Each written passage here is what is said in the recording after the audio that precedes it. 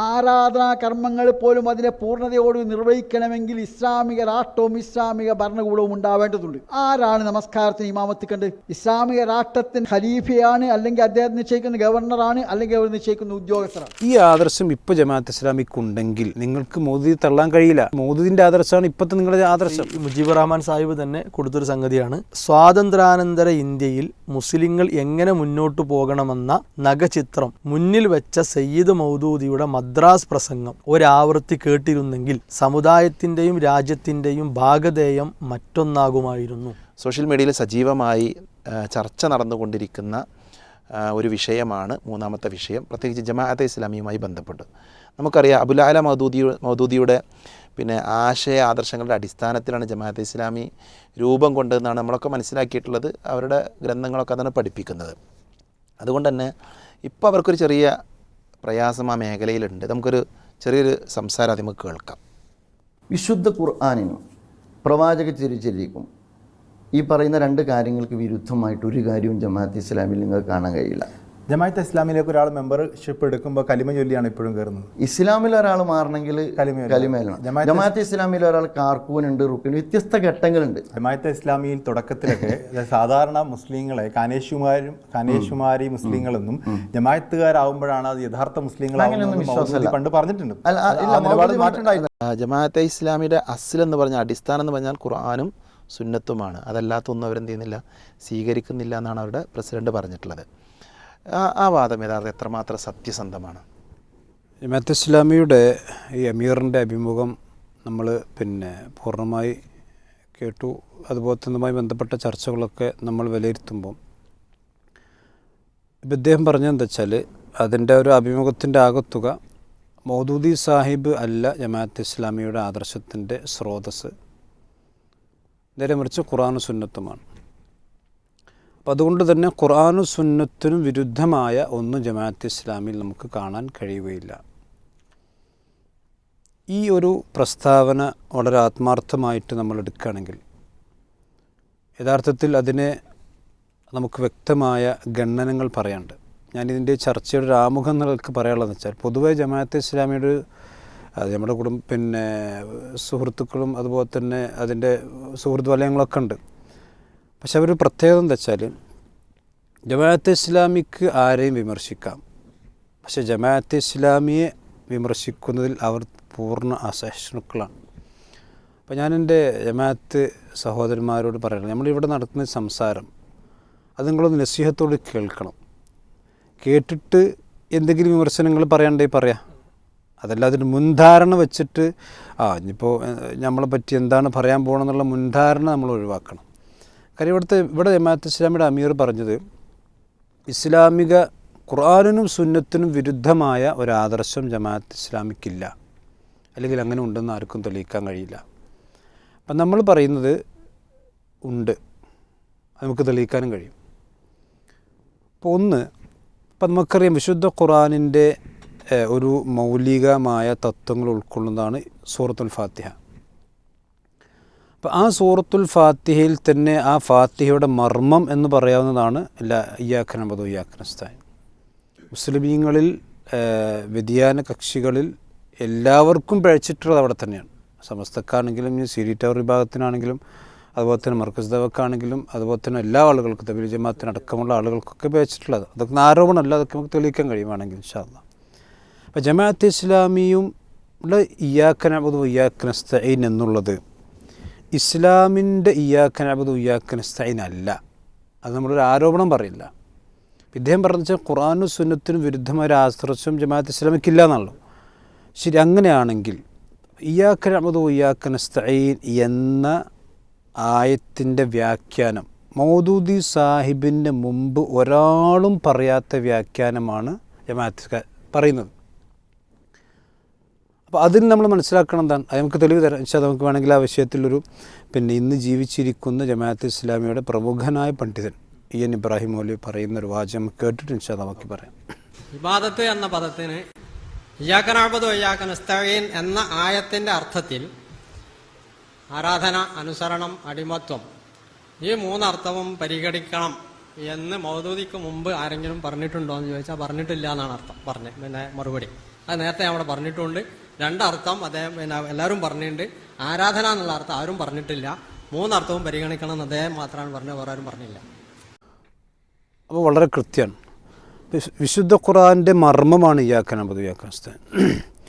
ആ മർമ്മത്തിൽ മൗദൂദി ഈ മൂന്നർത്ഥം ഇയ്യാക നഅ്ബുദു വഇയ്യാക നസ്തഈൻ പറഞ്ഞാൽ നിന്നെ മാത്രം ഞങ്ങൾ ആരാധിക്കുന്നു, നിന്നെ മാത്രം ഞങ്ങൾ അനുസരിക്കുന്നു, നിനക്ക് മാത്രം ഞങ്ങൾ അടിമവേല ചെയ്യുന്നു എന്നീ മൂന്നർത്ഥവും ഒരുപോലെ പരിഗണിക്കണം എന്ന് മൗദൂദി സാഹിബിന് മുമ്പ് ആരും പറഞ്ഞിട്ടില്ല.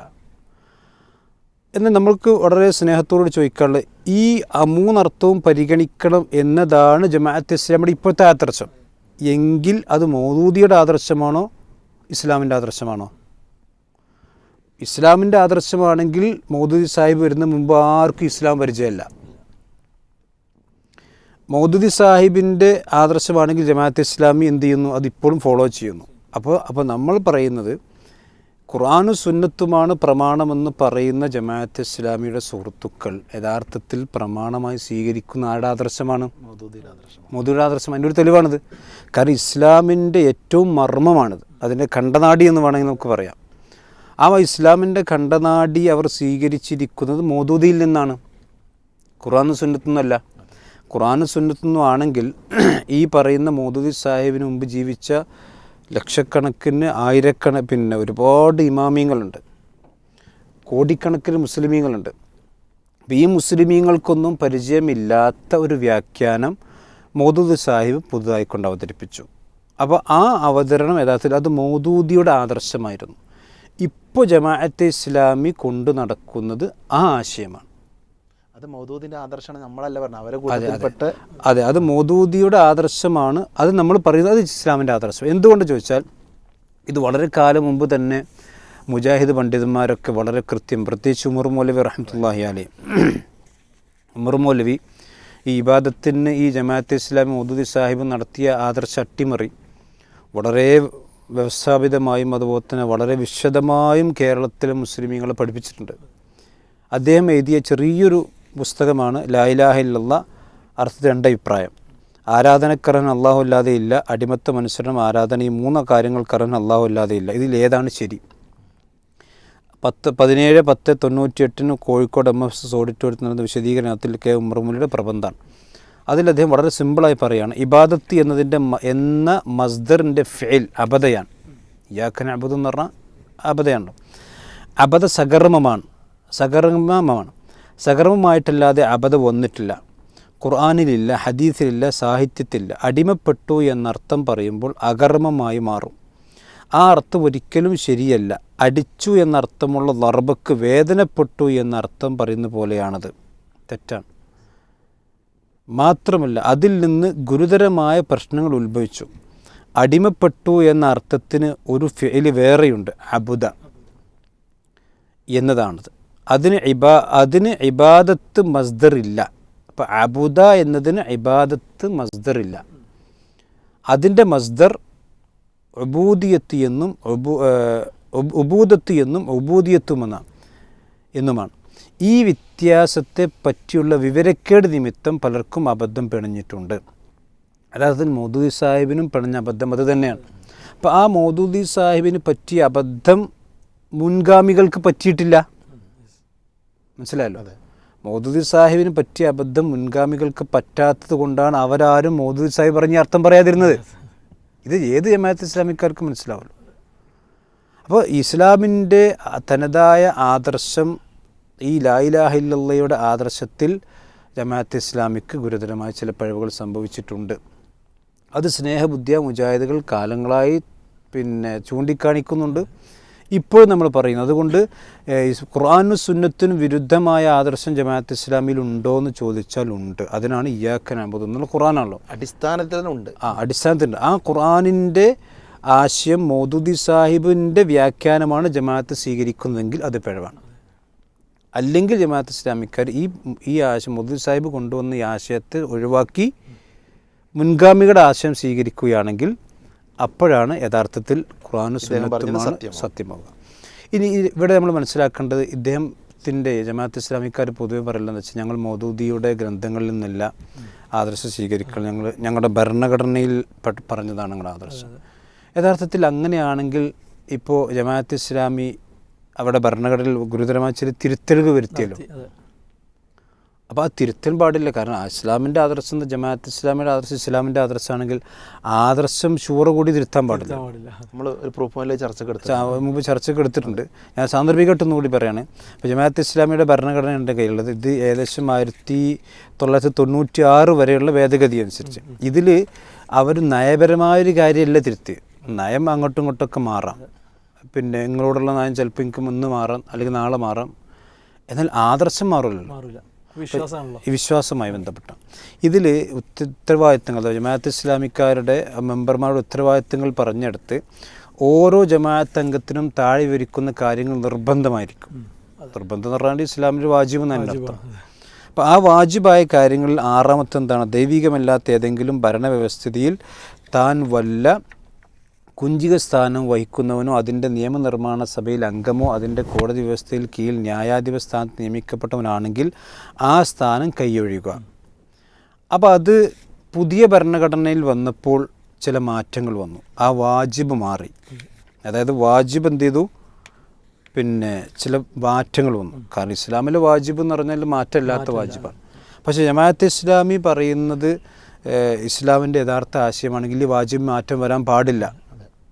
അവർ പറഞ്ഞ ഭരണകൂടത്തിൽ ഏതെങ്കിലും ഉദ്യോഗം വഹിക്കുകയോ അതിൻ്റെ നീതിന്യായ വ്യവസ്ഥയിൽ ന്യായാധിപ സ്ഥാനം വഹിക്കുകയോ ഏതെങ്കിലും നിയമനിർമ്മാണ സഭയിൽ അംഗമായിരിക്കുകയോ ആണെങ്കിൽ സത്യത്തിനും നീതിക്കും വിരുദ്ധമായ യാതൊന്നും പ്രവർത്തിക്കാതിരിക്കുക. ഇവിടെ പറഞ്ഞെന്താ വെച്ചാൽ ആ സ്ഥാനം കൈയൊഴിയുക. അപ്പോൾ ആ സ്ഥാനം കഴിയുക എന്നതാണ് അന്നത്തെ വാജിബ്. ഇന്ന് ഇത് വാജിബായിട്ടുള്ള എന്താണ്? നീതിപൂർവ്വം. അപ്പോൾ യഥാർത്ഥത്തിൽ അന്നത്തെ ഭരണഘടന കേട്ട് രാജിവെച്ച എത്രയോ ആൾക്കാരുണ്ടാവും. അപ്പോൾ ഇത് യഥാർത്ഥത്തിൽ ഇസ്ലാമിൻ്റെ ആദർശത്തിൽ തന്നെയാണ് അവർക്ക് അബദ്ധം സംഭവിച്ചിട്ടുള്ളത്. ഇതൊരു സ്ഥലത്തല്ല. ഇനി അതിൻ്റെ ഉദ്ദിഷ്ട മാനദണ്ഡം എന്ന് പറയുന്ന ഇതിൻ്റെ 7ാമത്തെ മാനദണ്ഡം വിശദീകരിക്കുന്നിടത്ത് കാണാൻ കഴിയും. ദൈവികമല്ലാത്ത ഏതെങ്കിലും ഭരണവ്യവസ്ഥയുടെ ഉപകരണമോ അതിൻ്റെ നിയമങ്ങളുടെ നടത്തിപ്പിൽ സഹായമോ ആണെങ്കിൽ ആ അഹോവൃത്തി മാർഗത്തിൽ നിന്ന് കഴിയും വേഗം ഒഴിവാവുക. നിർബന്ധമായിട്ടും എത്ര പെട്ടെന്ന് ചെയ്യാൻ കഴിയുമോ അത്ര പെട്ടെന്ന് ചെയ്യണം. അതേ സമയത്ത് അതേ ഉദ്ദിഷ്ട മാനദണ്ഡത്തിൽ 7 കാര്യം വന്നപ്പോൾ ദീനിൻ്റെ വിധിവിലക്കുകളിൽ നിഷ്ഠ പുലർത്തുകയും അത്യാവശ്യമുണ്ടെങ്കിലല്ലാതെ ഇടപാടുകൾ തീർപ്പിനായി കോടതികളെ സമീപിക്കാതിരിക്കുകയും ചെയ്യുക. തൻ്റെ ഇടപാടുകൾ നീതിയുടെയും ന്യായത്തിൻ്റെയും ദൈവഭക്തിയുടെയും കറയറ്റ സത്യത്തിൻ്റെയും അടിസ്ഥാനത്തിൽ നിലനിർത്തുക. അപ്പോൾ ഇത് നിർബന്ധിത സാഹചര്യത്തിലുള്ള ഇടപാടുകൾ തീർപ്പ് ഇസ്ലാമിക കോടതികൾ സമീപിക്കാതിരിക്കുക. അതേ സമയത്ത് അഹോവർത്തി ഒഴിവാക്കുക എന്ന ആ ഭാഗം തന്നെ കളഞ്ഞു. അപ്പോൾ യഥാർത്ഥത്തിൽ ജമാഅത്ത് ഇസ്ലാമിയുടെ ആദർശത്തിൽ ഖുർആനും സുന്നത്തിനും എതിരുണ്ടോ ചോദിച്ചാൽ ഇതാണ്. ഈ ഒരു ഇസ്ലാമിൻ്റെ അടിസ്ഥാനമായി നിങ്ങൾ വാജിബായി പറഞ്ഞിരുന്ന കാര്യങ്ങൾ എന്ത് ചെയ്തു? നിങ്ങൾക്ക് ചില തിരുത്തുകൾ വരുത്തേണ്ടി വന്നിട്ടുണ്ട്. പിന്നെ എൻ്റെ കയ്യിൽ ഖുർആനിലെ 4 സാങ്കേതിക ശബ്ദങ്ങൾ. ഇത് അബുൽ അല മൗദൂദിയുടെ മാസ്റ്റർ പീസാണ്. ജമാഅത്ത് ഇസ്ലാമി ഇന്നും അവരുടെ ഒരു മാനിഫെസ്റ്റോ കൊണ്ട് നടക്കുന്ന ഗ്രന്ഥമാണ്. ഇതിൽ മൗദൂദി സാഹിബ് പറഞ്ഞ ആദർശം യഥാർത്ഥത്തിൽ മുസ്ലിമിനെ സംബന്ധിച്ചിടത്തോളം പൂർണ്ണമായി അംഗീകരിക്കാൻ കഴിയുന്നൊന്നല്ല.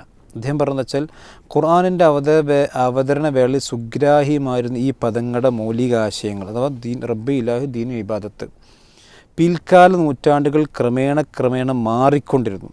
എത്രത്തോളം എന്നാൽ പ്രസ്തുത പദങ്ങൾക്ക് അവയുടെ വിശാലമായ അർത്ഥം നഷ്ടപ്പെടുകയും എന്ന് പറഞ്ഞാൽ ഈ നൂറ്റാണ്ടിൻ്റെ ഈ ഒരു കാലഘട്ടത്തിനിടയിൽ അതിൻ്റെ അർത്ഥം നഷ്ടപ്പെടുകയും അങ്ങേറ്റം പരിമിതവും അവ്യക്തവുമായ ആശയങ്ങൾ അവ ഒതുങ്ങിപ്പോവുകയും ചെയ്തു.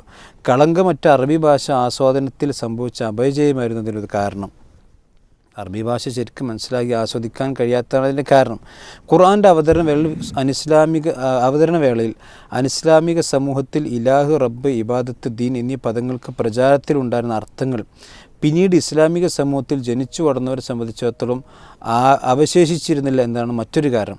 ഈ 2 കാരണങ്ങളാൽ പിൽക്കാലത്ത് വന്ന ഭാഷാകൃതികളും വ്യാഖ്യാന ഗ്രന്ഥങ്ങളും മിക്ക ഖുർആനിക പദങ്ങളെയും അവയുടെ മൗലികമായ ഭാഷാർത്ഥങ്ങൾക്ക് പകരം അന്ന് മുസ്ലിങ്ങൾ മനസ്സിലാക്കിയിരുന്ന അർത്ഥങ്ങൾ വിശദീകരിച്ചു തുടങ്ങി. എന്നിട്ട് ഇദ്ദേഹം ചില കാര്യങ്ങൾ വിശദീകരിക്കും എന്ന് പറഞ്ഞാൽ 14 നൂറ്റാണ്ട് കാലത്ത് മുസ്ലിങ്ങൾക്കിടയിൽ ഈ മൗദൂദി സാഹിബ് അറിഞ്ഞതിൻ്റെ ജാഹിലിയത്തിൽ അവർക്കത് അറിഞ്ഞിരുന്നു. പിന്നീട് മൗദൂദി സാഹിബ് വന്നതിന് ശേഷമാണ് ഇതിൻ്റെ ഒരു പുതിയ വേർഷൻ ഉണ്ടായത്. എന്ന് പറയുന്ന ഒരവസ്ഥ ഉണ്ടായി. പിന്നെ ഇദ്ദേഹം പറഞ്ഞല്ലോ മൗദൂദി സാഹിബ്, ഇദ്ദേഹത്തിൻ്റെ ഇൻ്റർവ്യൂവിൽ കാര്യമായി അദ്ദേഹം പറഞ്ഞൊരു കാര്യം എന്ന് വെച്ചാൽ മൗദൂദി സാഹിബിൻ്റെ ആദർശമല്ല ജമാഅത്തെ ഇസ്ലാമിൻ്റെ ആദർശമാണ്. അങ്ങനെയാണെങ്കിൽ ഇവർ പറയേണ്ട ചില നമ്മൾ സ്നേഹത്തോട് നമ്മൾ ചോദിക്കുകയാണ്. ഇപ്പോൾ ഇസ്ലാമിൻ്റെ സന്ദേശം എന്ന മൗദൂദി സാഹിബിൻ്റെ പുസ്തകമാണിത്, അബുൽ അല മൗദൂദിയുടെ. ഇതിൽ ഇസ്ലാമിൻ്റെ ആദർശമായിക്കൊണ്ടവർ പറയുന്ന ഒരു കാര്യം എന്താണെന്ന് ചോദിച്ചാൽ, ഇപ്പോൾ നമുക്കറിയാം പ്രവാചകന്മാർ, എല്ലാ പ്രവാചകന്മാരും അവരുടെ ദൗത്യം പൂർത്തീകരിച്ചിട്ടുണ്ട്, പ്രത്യേകിച്ച് ഇബ്രാഹിം നബി അലൈഹി സ്വലാത്തു വസ്സലാമൊക്കെ. പക്ഷേ ഭരണം കിട്ടാത്ത പ്രവാചകന്മാർ അവരുടെ ദൗത്യം പൂർത്തീകരിച്ചില്ല. എന്നാൽ എല്ലാ പ്രവാചകന്മാർക്കും തങ്ങളുടെ ദൗത്യം വിജയത്തിൻ്റെ അന്തിമഘട്ടത്തോളം എത്തിക്കാൻ പ്രായോഗിക തലത്തിൽ സാധിച്ചു കൊള്ളണമെന്നില്ല. എന്നല്ല, ഒട്ടേറെ പ്രവാചകന്മാർക്ക് അങ്ങനെ എത്തിക്കാൻ സാധിച്ചിരുന്നില്ല എന്നതാണ് യാഥാർത്ഥ്യം. അപ്പോൾ ലോകത്തേക്ക് അള്ളാഹു നിയോഗിച്ച പ്രവാചകന്മാർ അവരുടെ ദൗത്യം പൂർത്തീകരിക്കാതെയാണ് മരണപ്പെട്ടു പോയത്. കാരണം നഊദുബില്ല, കാരണം ഇതിന് മൗദൂദി സാഹിബ് പറയുന്ന കാരണം അവർക്ക് ഭരണം കിട്ടില്ലെന്ന്. ഞാൻ ചോദിക്കുന്നു ബഹുമാൻ്റെ ജമാഅത്ത് ഇസ്ലാമിക്കാരോട്, ഇത് മൗദൂദി സാഹിബിൻ്റെ ആദർശം ഇന്നത്തെ ജമാഅത്ത് ഇസ്ലാമി സ്വീകരിക്കുന്നുണ്ടോ അല്ലേ? അതിൽ വ്യക്താക്കണം. അപ്പോൾ ഇത് ഗുരുതരമായൊരു ആരോപണമാണ്, നിസ്സാര കാര്യമില്ല. കാരണം വിശുദ്ധ ഖുർആൻ ഇബ്രാഹിം നബിക്ക് ഭരണം കിട്ടിയിട്ടില്ല. ഇബ്രാഹിം നബി സ്വല്ലല്ലാഹു അലൈഹി വസല്ലം അള്ളാഹ് പറഞ്ഞു ഇബ്രാഹിം അല്ലദീ വഫ, എല്ലാം പൂർത്തീകരിച്ചു. എന്നാൽ അള്ളാഹു പറഞ്ഞ എല്ലാ ഉത്തരവാദിത്തങ്ങളും പൂർത്തീകരിച്ചിട്ടുണ്ട് ഇബ്രാഹിം നബി. പക്ഷേ ഇദ്ദേഹം പറയുന്നു, മൗദൂദി സാഹിബ് പറയുന്നു പൂർത്തീകരിച്ചിട്ടില്ല. പല പ്രവാചകന്മാരും, ഒന്നല്ല പല പ്രവാചകന്മാരും പൂർത്തീകരിച്ചിട്ടില്ല. അപ്പോൾ ജമാഅത്ത് ഇസ്ലാമിയുടെ ആദർശം ഖുർആനും സുന്നത്തുമാണെങ്കിൽ ഇത് ഖുർആനെതിരാണ്, ഈ ആശയം ഖുർആനെതിരാണ്. അപ്പോൾ ഈ ആദർശം ഇന്ന് ജമാഅത്ത് ഇസ്ലാമി സ്വീകരിക്കുന്നുണ്ടോ ഇല്ലേ? ഇത് മൗദൂദിയുടെ ആശയം ഇതാണ്. ആശയം ഖുർആനെതിരാണെങ്കിൽ ജമാഅത്ത് ഇസ്ലാമിയെ ഖുർആനെതിരെ ആശയം സ്വീകരിക്കാൻ പാടില്ല. അതിൽ വ്യക്തത അവർ കൃത്യമായി കൊണ്ട് വരുത്തുകയും വേണം. പിന്നെ ഇതൊക്കെ പറയുമ്പോൾ എന്താ വെച്ചാൽ പലപ്പോഴും ജമാഅത്ത് ഇസ്ലാമിക്കാർ ഇതിനെ കൗണ്ടർ ചെയ്യല്ല. എന്താ വെച്ചാൽ അത് മൗദൂദി സാഹിബിൻ്റെ ആദർശം ജമാഅത്ത് ഇസ്ലാമിക്കില്ല, അത് നമ്മൾ പണ്ടേ പറയലുണ്ട്. കാരണം അതിനവർ സാധാരണ പറയുന്നൊരു ഉദ്ധരണിയാണ്. എന്താ വെച്ചാൽ ജമാഅത്ത് ഇസ്ലാമി ഈ മൗദൂദി സാഹിബ് പറയുന്നൊരു വാചകമുണ്ട്. അദ്ദേഹം ഫിഖ്ഹിലും അഥവാ ഇസ്ലാമിക നിയമാവിഷ്കാരം ഇൽമുൽ കലാമിലും എനിക്ക് സ്വന്തമായ സരണിയുണ്ട്. സ്വന്തം പഠന ഗവേഷണങ്ങളുടെ ഫലമായി ഞാൻ സ്വീകരിച്ചതാണത്. ഇപ്പോൾ ഞാൻ ഈ ജമാഅത്തിൻ്റെ അമീറായ സ്ഥിതിക്ക് ഒരു കാര്യം വ്യക്തമാക്കേണ്ടിയിരിക്കുന്നു. ഫിഖ്ഹിലും ഇൽമുൽ കലാമിലും ഞാൻ മുമ്പ് എഴുതിയിട്ടുള്ളതും ഇനി എഴുതുന്നതും പറയുന്നതും ജമാഅത്തിൻ്റെ അമീർ എന്ന നിലക്കുള്ള തീരുമാനമായിരിക്കില്ല, മറിച്ച് തീർത്തും എൻ്റെ വ്യക്തിപരമായ അഭിപ്രായമായിരിക്കും. എൻ്റെ ഈ അഭിപ്രായങ്ങളെ ജമാഅത്തിലെ പണ്ഡിതന്മാരുടെ മേൽ അടിച്ചേൽപ്പിക്കാൻ ഞാൻ ആഗ്രഹിക്കുന്നില്ല. അതുപോലെ എൻ്റെ വൈജ്ഞാനിക ഗവേഷണത്തിനും അഭിപ്രായ സ്വാതന്ത്ര്യം ജമാഅത്തിൻ്റെ ഭാഗത്തു നിന്ന് നിയന്ത്രണം ഏർപ്പെടുത്തുന്നതും ഞാൻ ഇഷ്ടപ്പെടുന്നില്ല. അതിനാൽ ജമാഅത്ത് പ്രവർത്തകരോട് അള്ളാഹുവിൻ്റെ പേരിൽ ഞാൻ ആവശ്യപ്പെടുന്നു, ഫിഖ്ഹിലും ഇൽമുൽ കലാമിലുമായി ബന്ധപ്പെട്ട വിഷയങ്ങളിലെ എൻ്റെ അഭിപ്രായങ്ങളെ മറ്റുള്ളവരുടെ മുമ്പിൽ പ്രമാണമായി നിങ്ങൾ അവതരിപ്പിക്കരുത്. അപ്പോൾ ഇതാണ് സാധാരണ. ഇപ്പോൾ ഈ അമീർ ഇദ്ദേഹത്തിൻ്റെ ഈ അഭിമുഖത്തിലും ഇത് പറയുന്നുണ്ട്. കാരണം മൗദൂദി സാഹിബിൻ്റെ അത് അദ്ദേഹം തന്നെ പറഞ്ഞിട്ടുണ്ട്. ഇദ്ദേഹം ഇവിടെ പറഞ്ഞെന്താ, ഫിഖ്ഹിലും ഇൽമുലും നമ്മളിവിടെ ഉദ്ധരിച്ചത് തർക്കമില്ല. നമ്മളിവിടെ ഈ അടിസ്ഥാനപരം ഇപ്പം ഞാൻ എൻ്റെ സംസാരത്തിൽ പറഞ്ഞ കാര്യങ്ങളൊന്നും ഫിഖ്ഹുമായി ബന്ധപ്പെട്ടതല്ല, ഇൽമുൽ കലാം ബന്ധപ്പെട്ട ഖുർആന്റെ അടിസ്ഥാനവും ദീനിൻ്റെ അസ്ലും. അപ്പം ദീനിൻ്റെ ഫിഖ്ഹിൻ്റെ ഇൽമുൽ കലാമിൻ്റെ ചർച്ച വേറെ നടക്കട്ടെ, ആയിക്കോട്ടെ. നമ്മൾ മൗദൂദി സാഹിബിനെ വളരെ അംഗീകരിച്ചു കൊടുക്കുക. പക്ഷേ മൗദൂദിൻ്റെതൊക്കെ ജമാഅത്ത് ഇസ്ലാമിക്കാർ പ്രസിദ്ധീകരിച്ചിട്ടുള്ളത് വേറെ കാര്യം, അത് നമുക്ക് വേറെ ചർച്ച ചെയ്യാം. ഈ പറയപ്പെട്ട വിഷയങ്ങൾ ജമാഅത്ത് ഇസ്ലാമിയുടെ അടിസ്ഥാനവുമായി ബന്ധപ്പെട്ട വിഷയങ്ങളാണ്. അപ്പോൾ അതിൽ മൗദൂദി സാഹിബിൻ്റെ ആദർശം അവർ സ്വീകരിക്കുന്നുണ്ടോ ഇല്ലയോ എന്നുള്ളത് ശരിക്കും നമ്മൾ മനസ്സിലാക്കണം. ഇനി ഇപ്പോൾ ഇബാദത്ത് ഇസ്ലാമിൻ്റെ ആശയങ്ങൾ മാത്രമല്ല, ഇപ്പോൾ മൗദൂദി സാഹിബ് കൊണ്ടുവന്ന ഒരു എന്താ വെച്ചാൽ ഭരണമില്ലെങ്കിൽ ഒന്നും പൂർണ്ണമല്ല, ഭരണമില്ലാത്തതിന് പൂർത്തീകരിക്കപ്പെടാത്ത വീട് പോലെ എന്നൊക്കെ അത് എഴുതിയിട്ടുണ്ട്. നമ്മളതിലേക്കൊന്നും കിടക്കില്ല. ഇത് ഏത് മൗദൂദി സാഹിബ് ഇതല്ല, ഇത് ജമാഅത്ത് ഇസ്ലാമിയുടെ ആശയമായി അവർ പ്രചരിപ്പിക്കുന്നുണ്ട്. അവരുടെ അസിസ്റ്റൻ്റ് അമീറാണല്ലോ നമ്മളെ ഷെയ്ഖ് കാരക്കും. അദ്ദേഹത്തിൻ്റെ ചെറിയൊരു സംസാരം നമുക്ക് കേൾക്കാം. ഇസ്ലാമിൻ്റെ വളരെ മൗലിക പ്രധാനമാണ് ഇസ്ലാമിൻ്റെ രാഷ്ട്രവും ഇസ്ലാമിക രാഷ്ട്രവും ഇസ്ലാമിക ഭരണവും എന്ന്. ആരാധനാ കർമ്മങ്ങൾ പോലും അതിനെ പൂർണ്ണതയോട് നിർവഹിക്കണമെങ്കിൽ ഇസ്ലാമിക രാഷ്ട്രവും ഇസ്ലാമിക ഭരണകൂടവും ഉണ്ടാവേണ്ടതുണ്ട്. ആരാണ് നമസ്കാരത്തിന് ഇമാമത്ത് കണ്ട്? ഇസ്ലാമിക രാഷ്ട്രത്തിൻ്റെ ഭരണ ഖലീഫയാണ്, അല്ലെങ്കിൽ അദ്ദേഹം നിശ്ചയിക്കുന്ന ഗവർണറാണ്, അല്ലെങ്കിൽ അവർ നിശ്ചയിക്കുന്ന ഉദ്യോഗസ്ഥരാണ്. ഇതിൻ്റെ ബാക്കി ഭാഗത്തിൽ അദ്ദേഹം പറയുന്നുണ്ട് നോമ്പ്, അതുപോലെ തന്നെ സക്കാത്ത് പോലുള്ള കാര്യങ്ങളൊക്കെ. അതൊക്കെ നിർവഹിക്കേണ്ടത് ഇസ്ലാമിക ഭരണാധികാരിയുടെ നേതൃത്വത്തിലാണ്. അപ്പോൾ ഇദ്ദേഹം ആദ്യം പറഞ്ഞെന്താ വെച്ചാൽ നിസ്കാരത്തെ സംബന്ധിച്ചാണ്. നിസ്കാരത്തിന് ആദ്യം ഇമാമത്ത് നിൽക്കേണ്ടതാരാണ്? ഇസ്ലാമിൻ്റെ ഭരണാധികാരി. അപ്പോൾ നബി സല്ലല്ലാഹു അലൈഹി വസല്ലമക്ക് നിസ്കാരം മക്കത്തന്നെ നിർബന്ധമാക്കിയിട്ടുണ്ട്. അന്ന് നബി സല്ലല്ലാഹു അലൈഹി വസല്ലം ഭരണാധികാരിയല്ല. നിസ്കാരം ശരിയല്ല. അപ്പം നിസ്കാരം ശരിയല്ല എന്ന് പറയേണ്ടി വരില്ലേ? മാത്രമല്ല ഇദ്ദേഹം പറയുന്നതിന് പൂർണ്ണത കിട്ടണമെങ്കിൽ ഇസ്ലാമിക ഭരണാധികാരിയുടെ കീഴിലാണ്. അപ്പോൾ ഇന്ന് ഇന്ത്യയിൽ നിസ്കരിക്കുന്ന മുസ്ലിമാൻ്റെ നിസ്കാരം പൂർണ്ണമല്ലേ? ലോകത്ത് ഇവരെ നിസ്കാരം അപ്പോൾ ഇവരെ വാദപ്രകാരം സ്വന്തം നമസ്കാരം പോലും പൂർണ്ണത പ്രാപിക്കാൻ കഴിയുന്നില്ല എന്നാണ് ഒരു വാദം. യഥാർത്ഥത്തിൽ ഇത് ഗുരുതരമായൊരു പ്രശ്നമാണ്. അപ്പം ഇത് യഥാർത്ഥത്തിൽ ഇസ്ലാമിൻ്റെ ആദർശമല്ല, ഇത് മൗദൂദി സാഹിബിൻ്റെ ആദർശമാണ്. കാരണം മൗദൂദി സാഹിബാണ് ഈ ഒരു തിയറികൾ കൊണ്ടുവന്നത്. ഇസ്ലാമിക ഭരണം ഇല്ലാത്തടത്ത് ഇസ്ലാം എന്ന് പറഞ്ഞാൽ ജലരേഖയായിരിക്കും, അതുപോലെ തന്നെ സ്ഥാപിക്കപ്പെടാത്ത വീട് പോലെയാണ്. അപ്പോൾ നമ്മൾ ചോദിക്കുന്നത് വെച്ചാൽ ഈ ആദർശം ഇപ്പോൾ ജമാഅത്ത് ഇസ്ലാമിക്കുണ്ടെങ്കിൽ നിങ്ങൾക്ക് മൗദൂദി തള്ളാൻ കഴിയില്ല. കാരണം എന്താ വെച്ചാൽ മൗദൂദിൻ്റെ ആദർശമാണ് ഇപ്പോഴത്തെ നിങ്ങളുടെ ആദർശം. ഇനി ഇസ്ലാമിൻ്റെ ആദർശമാണ് നിങ്ങൾ പറയുന്നതെങ്കിൽ ഇത് നിങ്ങൾ പറയാൻ പാടില്ല. ഭരണമില്ലാത്തയിടത്തും ഒരാൾക്ക് പൂർണ്ണമായിക്കൊണ്ട് മുസ്ലിമായി ജീവിക്കാൻ സാധിക്കും. ഭരണമുണ്ടെങ്കിൽ ഇസ്ലാമിൻ്റെ നിയമവ്യവസ്ഥകളും അതുപോലെ തന്നെ സാമൂഹിക വ്യവസ്ഥകളൊക്കെ നടപ്പിലാക്കാൻ കഴിയുമെന്നല്ലാതെ അവിടെ ഇസ്ലാമിൻ്റെ ഇപ്പോൾ റസൂലുള്ളാഹി സ്വല്ലല്ലാഹു അലൈഹി വസല്ലമയുടെ കാലഘട്ടത്തിൽ ഭരണം കിട്ടുന്നതിന് മുമ്പ് മരിച്ച എത്രയോ സഹാബത്തുണ്ട്. ഇസ്ലാമികമല്ലാത്ത രാജ്യങ്ങൾ ഇന്നും ജീവിച്ചുകൊണ്ടിരിക്കുകയും മരിച്ചുകൊണ്ടിരിക്കുകയും ചെയ്യുന്ന ആളുകളുണ്ട്. അവർക്കൊന്നും ഇസ്ലാം പൂർണ്ണമല്ല എന്ന് പറഞ്ഞാൽ അതൊരു ഗുരുതരമായിട്ടുള്ള വിഷയമാണ്. ഇനി മാത്രമല്ല ഇപ്പോൾ അങ്ങനെയാണെങ്കിൽ ഇത് യഥാർത്ഥത്തിൽ ഈ ഒരു ഇഖ്വാനിൻ്റെ സയ്യിദ് കുത്തുബൊക്കെ ആദർശം പറഞ്ഞിരുന്നു.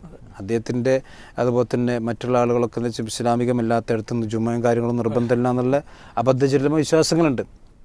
അപ്പം അതിൻ്റെ ഒരു ഭാഗം കൂടിയാണിത്. അപ്പോൾ നമ്മൾ പറയുന്നത് വെച്ചാൽ ഇസ്ലാമിൻ്റെ ആദർശത്തിന് ഘടകവിരുദ്ധമാണ് ഈ ആദർശം. ഇതാണ് ജമാഅത്ത് ഇസ്ലാമിയുടെ ആദർശമെങ്കിൽ ഇത് ഇസ്ലാമിനെതിരാണ്. ഇനി അമീർ പറഞ്ഞതുപോലെ ഖുർആനും സുന്നത്തുമാണ് ഞങ്ങളുടെ പ്രമാണമെങ്കിൽ ഈ ആദർശം നിങ്ങൾ എന്ത് ചെയ്യണം? തിരുത്തണം. അതാണ് ആ വിഷയത്തിൽ പറയുന്നത്. ഇനി മാത്രമല്ല ഇദ്ദേഹം പറഞ്ഞല്ലോ ഖുർആനും സുന്നത്തിനും വിരുദ്ധമായ ഒന്നും ജമാഅത്ത് ഇസ്ലാമിൽ ഉണ്ടാവില്ല, നിങ്ങൾക്ക് കാണിക്കാൻ കഴിയില്ല. അദ്ദേഹം ചാലഞ്ച് ചെയ്യുന്നുണ്ട്. നിങ്ങൾ പറയുന്നത് ഖുർആനും സുന്നത്തുമാണെങ്കിൽ സുന്നത്ത് സ്വീകരിക്കണം എന്ന കാര്യത്തിൽ തർക്കമില്ലല്ലോ. പക്ഷേ എത്രയോ സുന്നത്തുകൾ ജമാഅത്ത് ഇസ്ലാമിക്കാർ നിഷേധിക്കുന്നുണ്ട്, പരിഹസിക്കുന്നുണ്ട്. അപ്പം ബഹുമാനപ്പെട്ട അമീറിനോട് പറയുള്ളതെന്ന് വെച്ചാൽ നിങ്ങൾ പറയുന്നതിൽ വസ്തുത ഉണ്ടെങ്കിൽ എന്ത് ചെയ്യണം? അത് ജനങ്ങൾക്ക് വിശദീകരിച്ചു കൊടുക്കും. അപ്പോൾ ഈ ഹദീസ് നിഷേധം ഇപ്പോൾ എൻ്റെ കയ്യിലുള്ളത് ജമാഅത്ത് ഇസ്ലാമിക്കാരുടെ പ്രസിദ്ധീകരണാലയം IPH പുറത്തിറക്കിയ സിഹിർ എന്ന പുസ്തകമാണ്. അപ്പോൾ ഈ ജിന്ന് സിഹിറൊക്കെ പറഞ്ഞ മുജാഹിദീങ്ങൾ ആകെ ഇവിടെ വഷളാക്കി. മുജാഹിദീങ്ങൾക്ക് എപ്പോഴും ജിന്ന് സിഹിറുള്ളൂ. യഥാർത്ഥത്തിൽ ഇവിടെ ജിന്ന് സിഹിറുമായി കൊണ്ട് ബന്ധപ്പെട്ട ചർച്ചകളും ജമാഅത്ത് ഇസ്ലാമിക്കാർ ഒട്ടും പിന്നിലല്ല. കാരണം സലീം മൗലവി ഇവിടെ പിശാചുബാധയുമായി കൊണ്ട് ജിന്നുബാധയുമായി കൊണ്ട് ബന്ധ പുസ്തകം IPH പുറത്തിറക്കിയിട്ടുണ്ട്. അതിൽ മുഴുവൻ നിഷേധമാണ്. എന്നാൽ അഹ്ലുസുന്ന സിഹിറിൻ്റെയും ജിന്നുബാധയുടെയും വിഷയത്തിൽ സ്വീകരിച്ച ഒന്നും ജമാഅത്ത് ഇസ്ലാമിക്കാർ സ്വീകരിക്കുന്നില്ല. എന്നിട്ട് അമീർ പറയുന്നു മുഹമ്മദ് റസൂലുള്ളാഹി ആണ് ഞങ്ങളുടെ ആദർശം.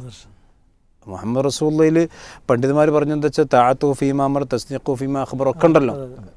അപ്പോൾ അതിൽ ജമാഅത്ത് ഇസ്ലാമിക്കാർ പിഴവ് സംഭവിച്ചിരിക്കുന്നു. ഇത് മാത്രമല്ല എൻ്റെ കയ്യിലുള്ളത് രക്തസാക്ഷ്യം എന്ന് പറയുന്ന അലി ശരീഅത്തിന്റെ പുസ്തകം. ഈ പുസ്തകം ഇന്ന് അവിടുത്തെ ഇറാൻ ഭരണകൂടത്തിൻ്റെ മാസ്റ്റർ ബ്രെയിനായിരുന്ന അലി ശരീഅത്തിന്റെ പുസ്തകമാണ്. അത് കേരളത്തിലേക്ക് പരിഭാഷപ്പെടുത്തി ഇന്ന് സമസ്തക്കുള്ളിലുള്ള CMC-യാണ്. പക്ഷേ ഇന്ന് സമസ്തക്കുള്ളിൽ CMC-യാണ് പരിഭാഷപ്പെടുത്തിയതെങ്കിൽ ഈ പറയുന്ന ടി മുഹമ്മദ് സാഹിബ് എന്ന് പറയുന്ന ജമാഅത്ത് ഇസ്ലാമിൻ്റെ നേതാവാണ് ഇതിന് അവതാരിക എഴുതി കൊടുത്തുള്ളത്. ഈ പുസ്തകത്തിൻ്റെ ഒരു അപകടം എത്രമാത്രം എന്ന് ചോദിച്ചാൽ ഉസ്മാൻ ബിൻ അഫ്ഫാൻ റളിയല്ലാഹു അൻഹുവിനെ സംബന്ധിച്ചതിൽ ജാഹിലിയത്തിനും ഇസ്ലാമിനും ഇടക്കണ്ണിയാണെന്ന് പറഞ്ഞിട്ടുണ്ട്. നഊദു ബില്ലാഹ്. അതുപോലെ തന്നെ മുആവിയ റളിയല്ലാഹു അൻഹുവിനെ സംബന്ധിച്ചിടത്തോളം കളവുകൾ പറഞ്ഞിട്ടുണ്ട്. അബ്ദുല്ലാഹി ബിൻ ഉമർ റളിയല്ലാഹു അൻഹുവിനെ സംബന്ധിച്ച് കളവ് പറഞ്ഞിട്ടുണ്ട്. അബൂ ഹുറൈറ റളിയല്ലാഹു അൻഹു പൈസ കൊടുത്ത് ഹദീസ് എഴുതിയെന്ന് പറഞ്ഞിട്ടുണ്ട്. അപ്പോൾ ഇങ്ങനെയുള്ള വളരെ ഗുരുതരമായ ഖുർആനും സുന്നത്തിനും ഘടകവിരുദ്ധമായ ആശയങ്ങൾ ജമാഅത്ത് ഇസ്ലാമിയുടെ അമീറന്മാരും മുൻഗാമികളും എഴുതിയിട്ടുണ്ട്. എന്നിട്ടും ജമാഅത്തിൻ്റെ അമീർ പറയുന്നത് ലാ ഇലാഹ ഇല്ലല്ലാഹു മുഹമ്മദ് റസൂലുള്ളാഹിയാണ് ഞങ്ങളുടെ ആദർശം എന്നുള്ളതാണ്. അപ്പോൾ ഇത് യഥാർത്ഥത്തിൽ വസ്തുതാപരമല്ല. അപ്പോൾ ഒറ്റ കാര്യം കൂടി ഞാനതിൽ പറയണം. ഇപ്പോൾ ഈ അമീർ പറഞ്ഞല്ലോ അദ്ദേഹം ചോദിക്കുന്നുണ്ട്, സംജിത്ത് ചോദിക്കുന്നുണ്ടെന്ന് വെച്ചാൽ ജമാഅത്ത് ഇസ്ലാമിയിൽ മെമ്പർഷിപ്പ് എടുക്കുമ്പോൾ ലാ ഇലാഹ ഇല്ലല്ലാഹ് ചൊല്ലണമെന്ന്. അപ്പോൾ അദ്ദേഹം ഒരു പൂർണ്ണമായ മറുപടി പറയുന്നില്ല. എന്നാൽ ഞാനൊരു ലേഖനം വായിച്ചു തരാം. ജമാഅത്ത് ഇസ്ലാമി 50-ാം വാർഷിക പതിപ്പിൽ പിന്നെ ഒരു ലേഖനത്തിൽ കാണാം, ജമാഅത്തിൽ പുതുതായി കടന്നു വന്നവർ നല്ല ഉത്തരവാദിത്വ ബോധത്തോട് ഷഹാദത്ത് കലിമ പുതുക്കേണ്ടതുണ്ട്. പുതുക്കണം എന്ന് പറഞ്ഞാൽ ഈമാൻ പുതുക്കുന്നതിൻ്റെ അർത്ഥം ഇന്നേ വരെ കാഫിറായിരുന്ന അയാൾ ഇപ്പോൾ മുസ്ലിം ആവുകയാണെന്നല്ല, അള്ളാഹുമായിട്ടുള്ള കരാർ പുതുക്കി ഉറപ്പിക്കുന്നു എന്നതിന് അർത്ഥമുള്ളൂ. എന്ന് പറഞ്ഞാൽ ഓൻ്റെ ഈമാൻ എന്ത് ചെയ്യണം, ഒന്ന് പുതുക്കിയിട്ടേ ലാ ഇലാഹ ഇല്ലല്ലാഹ് പറഞ്ഞിട്ട് പിന്നെ ഒരു ഒരു പിന്നെ ഇതിലേക്ക് കടക്കാൻ കഴിയുള്ളൂ.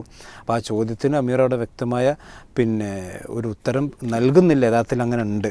ഇനി പിന്നെ ഇവരെ സംബന്ധിച്ചിടത്തോളം എന്താ വെച്ചാൽ, ഞാൻ നേരത്തെ പറഞ്ഞ ഒറ്റ പോയിൻ്റ് കൂടി ഞാൻ പറഞ്ഞ് അവസാനിപ്പിക്കാം. പിന്നെ ഇവർക്ക് ആരെയും വിമർശിക്കും. ഇപ്പോൾ സലഫികളെ സംബന്ധിച്ചിടത്തോളം ഒക്കെ എത്ര അർത്ഥശൂന്യമായ വിമർശനങ്ങളാണ് നടത്താറ്. ഇപ്പോൾ ഈ ഉസാമ ബിൻ ലാദനെയും അതുപോലെ തന്നെ IS-നെയൊക്കെ ബന്ധപ്പെടുത്തി സലഫികളിലേക്ക് ചേർത്തിക്കൊണ്ട് എത്രയാണ് പ്രബോധനമൊക്കെ വന്നിട്ടുള്ളത്. ഇതൊക്കെ പിന്നെ ബഹുമാന്യരായ ജമാഅത്ത് ഇസ്ലാമിക്ക് ശരിക്കും ചിന്തിക്കണം. ഇതൊക്കെ സലഫികളോടുള്ള ദേഷ്യം തീർക്കാൻ നിങ്ങൾ വെറുതെ ഒരു ആരോപണം പറയുകയാണെങ്കിൽ അതൊന്നും വസ്തുതാപരമല്ല. ഇപ്പോൾ ഈ പിന്നെ പ്രബോധന വാരികയിൽ തന്നെ സലഫി തീവ്രവാദിയായ, അതായത് ഈ ഉസാമ ബിൻ ലാദനെ സംബന്ധിച്ചൊക്കെ പറഞ്ഞാൽ അയാൾ സലഫി തീവ്രവാദിയായിരുന്നു.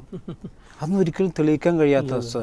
നമ്മളതിൻ്റെ വസ്തുതയിലേക്കൊന്നും ഇപ്പോൾ ചുഴിഞ്ഞു പോകാൻ ഉദ്ദേശിക്കണില്ല. കാരണം ഇതൊരു പിന്നെ അത്തരം സന്ദർഭമല്ല. പക്ഷേ ആ ജമാഅത്ത് ഇസ്ലാമിക്കാർ പലപ്പോഴും അത്തരം സന്ദർഭങ്ങളെ പിന്നെ പരിഗണിക്കാതെയാണ് പലതും പറയാറുള്ളത്. പക്ഷെ അതിൽ സലഫികൾ പരിഗണിക്കുന്നു എന്നുള്ളത് വാസ്തവമാണ്. ഞാൻ പറഞ്ഞത് വെച്ചാൽ ചുരുക്കം ഇതാണ്, ജമാഅത്ത് ഇസ്ലാമിയുടെ ആദർശം ലാ ഇലാഹ ഇല്ലല്ലാഹും മുഹമ്മദ് റസൂലുള്ളാഹിയും ഖുർആനും സുന്നത്തുമാണെന്ന് പറയുന്നതോടൊപ്പം ഉണ്ടെങ്കിൽ, ആത്മാർത്ഥത ഉണ്ടെങ്കിൽ, ഞാൻ ഈ പറഞ്ഞ കാര്യങ്ങളൊക്കെ ജമാഅത്ത് ഇസ്ലാമിക്കാർ ചിന്തിച്ച് അത് എഡിറ്റിങ്ങൾ വരുത്തുന്നുണ്ടെങ്കിൽ വരുത്തി, അതാണ് നമുക്കൊരു സൗഹൃദപരമായിട്ടുള്ള പിന്നെ പൂർണ്ണമായൊരു വിശദീകരണം ശരിക്കും ജമാഅത്ത് ഇസ്ലാമിൻ്റെ അമീർ നടത്തേണ്ടതുണ്ട് ഈ ആ പറഞ്ഞ വാചകത്തെ അടിസ്ഥാനപ്പെടുത്തി.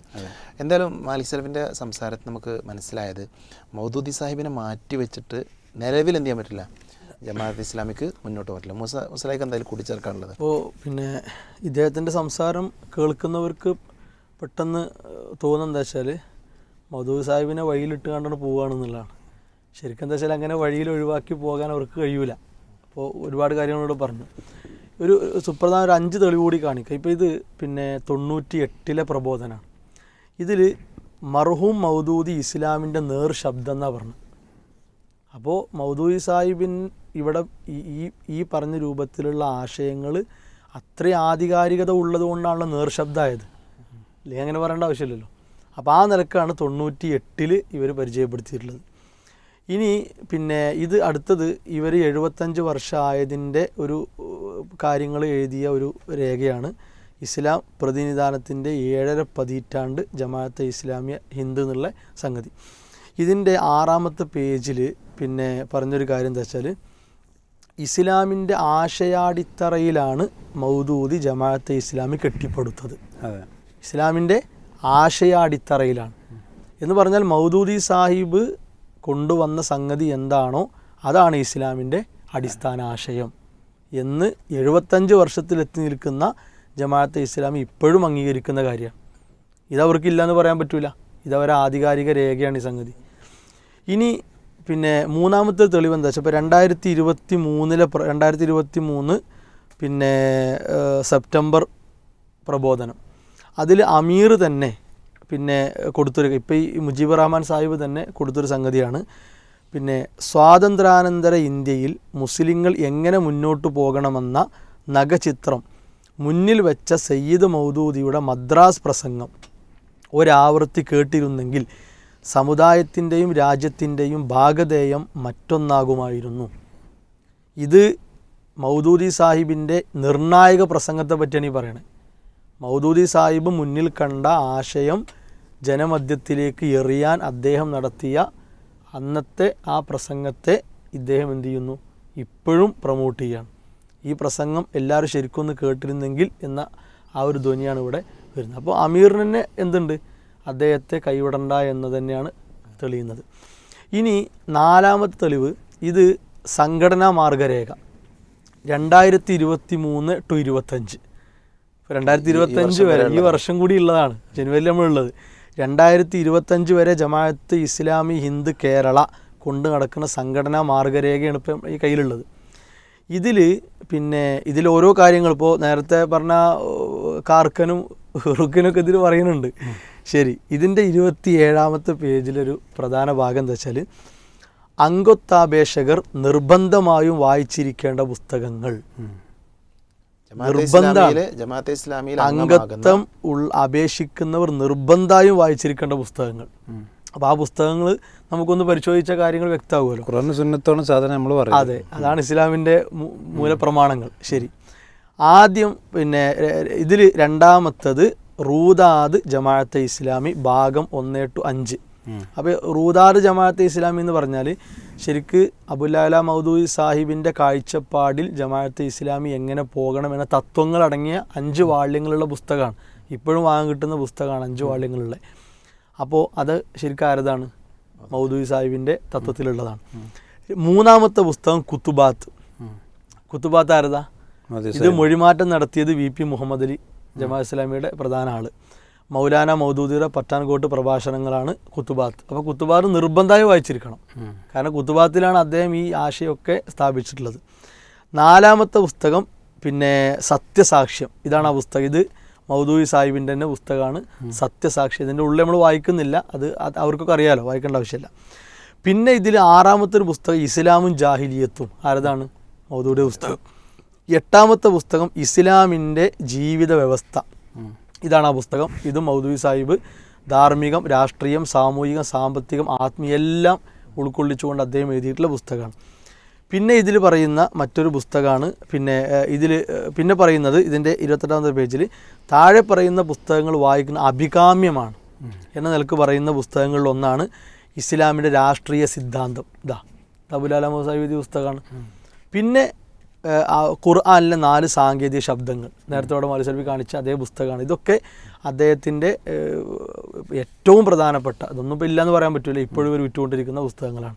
അപ്പോൾ ഇത് ഇതിലാണ് പറഞ്ഞത് 2005 വരെയുള്ള സംഘടനാ മാർഗരേഖയിലാണ്. 25 വരെയുള്ള സംഘടനാ മാർഗരേഖയിലാണ്. എങ്ങനെയാണ് മൗദൂദി സാഹിബിനെ വഴിയിലിട്ട് പോകാൻ പറ്റുക? അല്ലെങ്കിൽ ഒരു ഉണങ്ങിയ നിലപാട് അമീർ പറയാൻ പറ്റൂ? ഇല്ല എന്നാണ്. ഇനി നമ്മൾ 5-ാമത് കാണിക്കുന്നത് എന്താ വെച്ചാൽ മൗദൂദി സാഹിബ് ആ ഖുർആനിക വചനങ്ങൾ ദുർവ്യാഖ്യാനിച്ച് അദ്ദേഹത്തിൻ്റെ ആശയം സ്ഥാപിക്കാൻ വേണ്ടി എഴുതിയ തഫ്സീറാണേത്? പിന്നെ തഫീം ഖുർആൻ തഫ്സീർ.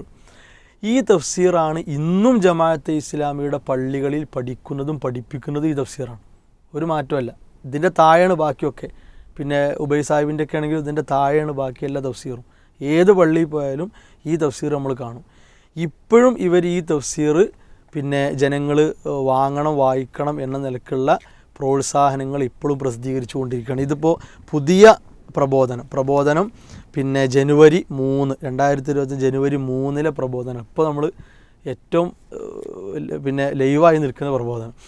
ഇതിൻ്റെ തുടക്കത്തിൽ 6-ാമത്തെ പേജിൽ കാണാം, മൗലാന മൗദൂദിയുടെ ഖുർആൻ വ്യാഖ്യാനമായ തഫ്ഈമുൽ ഖുർആൻ കണ്ടപ്പോഴേ കൊതിച്ചതാണ് ആ വാള്യങ്ങൾ സ്വന്തമാക്കണമെന്ന്.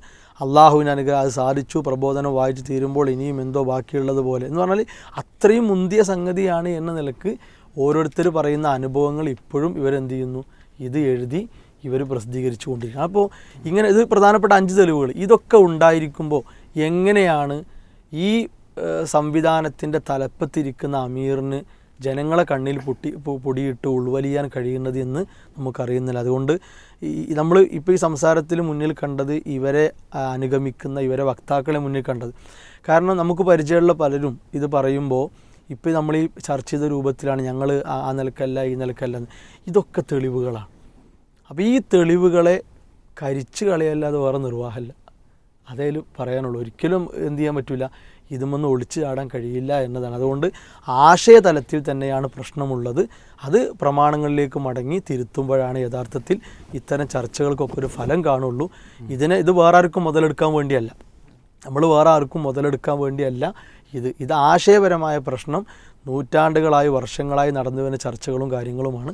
അത് കൃത്യമായി പിന്നെ പ്രബോധനത്തിൻ്റെ ഭാഗമായി നിർവഹിച്ചു പോരുന്നു. കൂട്ടിച്ചേർക്കണം എന്താ വെച്ചാൽ ഇപ്പോൾ പലപ്പോഴും എന്താ വെച്ചാൽ ഇത്തരം പ്രസ്ഥാനങ്ങൾക്കുള്ള ഒരു പൊതുവെ കാണുന്നിരിക്കുന്നത് വെച്ചാൽ പഴയതിനെ അവർ വിസ്മരിക്കാൻ മനഃപൂർവ്വം ശ്രമിക്കണം. അതെന്തുകൊണ്ടാ വെച്ചാൽ ഇപ്പോൾ അത് ഈ സമസ്തക്കാരെ സംബന്ധിച്ചിടത്തോളം ഒരു പണ്ട് പറഞ്ഞിരുന്ന പലതും അവർ ഇപ്പം മാറ്റി പറയുന്നുണ്ട്. ജമാഅത്തെ ഇസ്ലാമിക്കാർക്കുണ്ട്, CDT അവർക്കാർക്കുണ്ട്, അതുപോലെ മർക്കസ് ദഅവക്കാർക്കുണ്ട്. കഴിഞ്ഞു പോയ ചരിത്രത്തെ ഭയപ്പെടുന്നൊരവസ്ഥ. അതേസമയത്ത് സലഫികളെ സംബന്ധിച്ചിടത്തോളം നമുക്ക് അന്നും ഇന്നും എന്നും ഇപ്പോൾ ഈ മൗദൂദി സാഹിബിനെ ഇവർ പേടിക്കുന്ന പോലെ സീരി ടവർ വിഭാഗവും അതുപോലെ തന്നെ MD വിഭാഗവും KM പേടിക്കാണ്. KM എന്ന് കേട്ടാൽ തന്നെ അവർക്കൊരു വിറയൽ വരികയാണ്. കാരണം KM പറഞ്ഞ പ്രാമാണിക ആശയത്തിക്ക് ഈ 2 വിഭാഗത്തിന് വരാൻ കഴിയണില്ല. അപ്പോൾ ഇതൊരു യാഥാർത്ഥ്യമാണ്. നമുക്ക് ചർച്ചയോടെ അവസാനിപ്പിക്കാം. ഇന്നത്തെ 3 വിഷയങ്ങളോടെ അവസാനിപ്പിക്കുക. അതിൽ മാലിക് സലഫി പറഞ്ഞ അവസാനത്തെ വാചകം എന്താ വെച്ചാൽ, പിന്നെ യഥാർത്ഥ ഇസ്ലാം പറഞ്ഞാൽ എന്ത് ചെയ്യേണ്ടി വരില്ല, മാറ്റത്തിരുത്തലുകൾക്കൊന്നും വിധേയമല്ല. അത് അള്ളാഹു റസൂൽ പഠിപ്പിച്ച അതിൽ ഉറച്ചു നിന്നാൽ നമുക്ക് മരണം വരെ അതേപോലെ നമുക്ക് ജീവിക്കാൻ പറ്റും.